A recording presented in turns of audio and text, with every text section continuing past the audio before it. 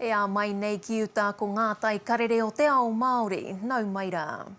Kua whakakorea ngā whakataetai kapa haka AROHA o Waitaha i te Waipounamu me Aotea i te tai hauauru. He whakatau i puta whai muri i te whakahaua te matatini ki ngā rohe e rima kārea no kia tū. Mā rātau anō tā rātau ake tukanga e whiriwhiri, whai muri i ngā whakararu o te mate uruta. Hei whakawhānui ake i tēnei kōrero kia tahuri atu tātou kia Kereama Rights.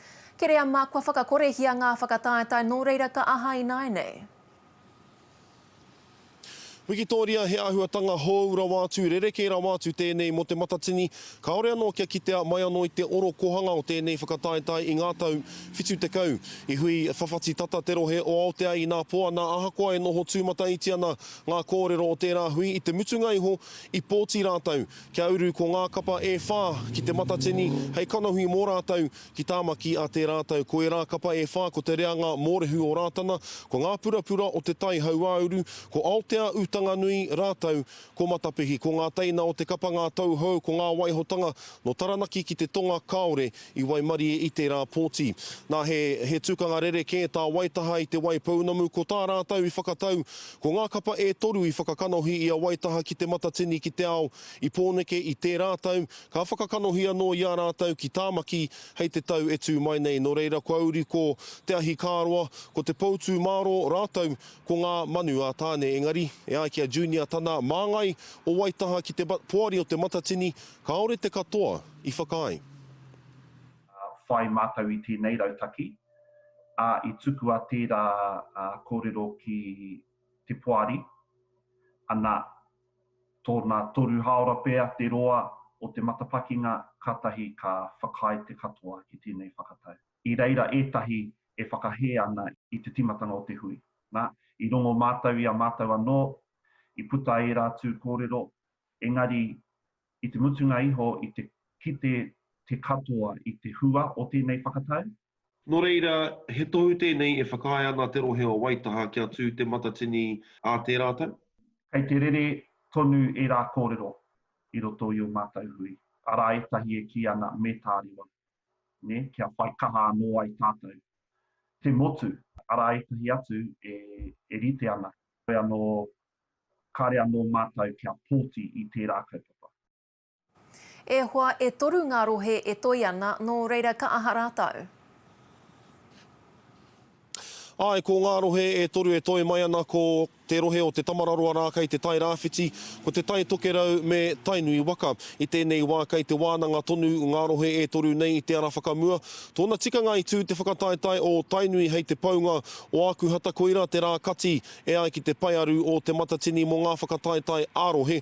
Engari ko whakawhānui hia te rā kati ki te paunga o hepete mā rā ko te marama whai muri kia whai wāhia i ngā kapa ki te whakatikatika me te whiriwhiri i ngā rautaki me ngā tukanga e hāngai ana ki a rātou anō. O i puta tēnei kōrero i te matatini, ne? Kia whakahoki a te mana o tēnei whakatau ki ngā rohe. Hoi anō e mihi anau ki te rā whakaro, rangatira. Ko mātou tērā i hiki ake i tērā mānuka. Whakamarama mai tērā whakatau a te matatini. Me pēnei pēr te kōrero. I te aro rātau ki te oranga o ngā kapa, o ngā whānau o ngā hapu me ngā iwi, katahi. Kā rua, kaore te tipu e tino mōhio ana heha ngā piki me ngā heke o i AROHA. Nā reira, ngā wari noa te noho ki reira me te ki ai, me tūtonu tō whakataetai. Engari, ara etahi rōpu kua whai nama i te whakatāre watanga o te whakataetai i tērā marama. He nui ngā take, ne? Wikitoria, e nei take, e nei kōrero, e nei i tēnei wā tonu nei, kei te tū tonu te matatini ki tāmaki makaurau, hei ngā rangi, ruarau, whitu te kau mā waru, kei tō tātou aroaro. Engari i tēnei wā nei, kua uia ngā kapa katoa o ngā rohe, te kau mā toru o te matatini whakawhiti atu, kia hi te reiria mo o rātou whakaro, me he mea rānei me tū tonu hei te pēpuere a te rātou, me whakatāre wa rānei nā runga i ngā tini āhuatanga o te wā. Nā hei te taite e tū mai nei te poari o te matatini, ka hui ki te whera i ngā kōrero a tēnā rohe, me he mea me tū, kaore rānei. Wikitoria. Ke rea rights ka rawewe nā whakamaramatanga au tēnā koe. Kāre he tangata atua nō kua pāngia e te mate uru tā. Nō reira 1,500 tonu te tōpūtanga tūroro. Ko tahi anake te tangata kairoho hipera. Ko tahi mano e whārau whātekau mā whitu ngā tāngata kua whakamāui ake i te mate. Ko tahi rau e 26 ngā uri Māori e 80 mā tahi ngā uri Pasifika kua pāngia. E 482 ngā whakamātautau i tutuki i nanahi nei. Nā, ka piki pea ngā tauranga kāinga kore o te motu, nā te tā harahara o ngā whiwhinga pūtea. I ngā tau kimuri ko ngā marae i tā maki makaurau pēnei i te puea me wātea, kua whakatuwhera i o rātau tatau ki ngā whānau whakaraerai. Ka mutu he take tēnei kua te pūtia anō. Mō te roa ngā ke kia tahuri mata o rātu tātau kia AROHA mane e tū mai ana ki pāre mata. E AROHA ka tuwhera anō ngā tatau o ngā marae nei. Kia ora rau Victoria, i kōrero atu au ki a huri moana Dennis, te kaiarahi o te kaupapa, mana ki tangata mo te hunga kāinga kore ki te puia marae i tā maki makaurau. Hei tāna kua huakina kētia ngā kuaha o te puia, mai te timatatanga o te ōhiti tuawhā.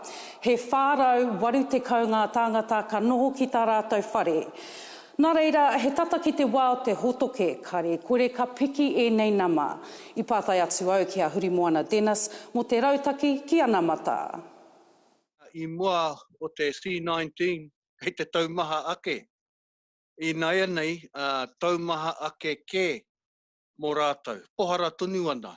Ko te tino a wangamanga mō mātou, te nuinga o ngā whānau kainga kore i haramai nei ki te whare te puia he whānau Māori. Te nuinga o rātou. Kāre au e tino mohio hea te tino rautaki whakautu mō tēnā, engari kia hau nei ina ka mahi tātou keiraro o tētahi mahere rautaki Māori e pai ake te hurahi mō mātou. Ai, i te ahiahi nei i pātai atu au ki te Premier, mehe mea kua whakapātu ia ki te iwi, ngā marae hoki mō tēnei kaupapa. Anei ko tāna. I know the work Waitaha and others have been doing has been incredible through this time, and they've played a significant role in providing for whānau. We've looked to try and support that where we could, and what I'd like to see is ongoing partnership, working together to make sure that where those community organisations, be it marae, be it other NGOs, that actually we acknowledge that they do have those connections with whānau. They are reaching into where the need is and that we need to walk alongside them in that. Ka huri ake tātou ki kaupapa ke atu Victoria, kua hunuku te whānau EDMONDS ki tō rātou whare hou i Wainui o mata i te rā nei. Ko tā rātou whare he kaupapa papakainga e kia nei ko puna wai. He kaupapa whare mō ngā uri o Taranaki whānui. I nā te toko maha ka noho i te makariri i roto i tēnei wā o te urutā. He oi he wai mari no te whānau EDMONDS. It's just a privilege and very grateful for leaders of the iwi to make decisions that there should be a papakainga for Tiatiawa, and just grateful that we get to raise our son or raise our little whānau on this whenua. It's a feeling that we're happy to achieve, and especially for our boy. Ko te punawai tētahi o ngā kaupapa hanga papakainga a Taranaki whānui, ki roto i te whanganui a Tara. No mai anō rā ko te ora o ngā uri o Taranaki, kei te pito o ēnei kaupapa. For us, it's one of the most crucial things, and considering in how we develop these homes here for our whānau, that was one of the primary considerations for us, to ensure that we have warm, safe homes for our whānau, for our mokopuna, for our tamariki. Nōna nahi I puta ia te tauranga Aotearoa, ngā tauranga e meana ko tahi o ia tokorua o ngā tāngata Māori Pasifika anō hoki, ka noho tonu I roto I te makariri. He whaenga tēnei nā te kāwanatanga I tēnei wā o te urutā, kia whae kāinga maha ai, te katoa. So yes, it is an ongoing issue, and as our housing stock is upgraded and renewed here in New Zealand, it's one of the key focuses. And as you'll also be aware, last year there were requirements brought in on landlords to ensure and requiring them to insulate any of their rental properties appropriately. He maha ngā momo kāinga e hāngai ana ki ngā momo hia o ngā whānau katoa o Taranaki whānui. He tūpai hoki nā te rawe o ngā whakahoahoa, te kounga hoki o ngā raue mihanga, I te mutunga ake, ina te atāhua. We've got too many of our people going into hospital with preventable diseases, and we just thought, look, it's really important to have a safe, warm home. Ka noho humari e tonu te whānau EDMONDS I tā rātou whai, I tō rātou ake kāinga. E mōhio pū ana rātou ki ngā nonoketanga o te utureti. We've worked hard to be in this position too, but it's also a great opportunity. Aroha mane, te Ao Māori.